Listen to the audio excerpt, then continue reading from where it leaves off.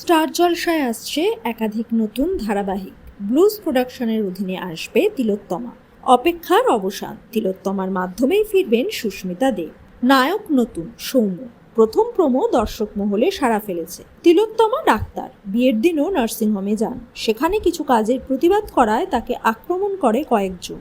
সে লুকিয়ে একজনকে ফোন করে, তারপরই তাকে মেরে ছাদ থেকে ফেলে দেওয়া হয়। তাকে বাঁচাতে আসে পরিচিতা। তারপরই দেখানো হয় বিয়ের মণ্ডপে সে বিয়ে হচ্ছে নায়কের সঙ্গে। মনে হচ্ছে সুস্মিতার দ্বৈত চরিত্র। দ্বিতীয় প্রোমো সামনে এলে আরো ভালোভাবে বোঝা যাবে।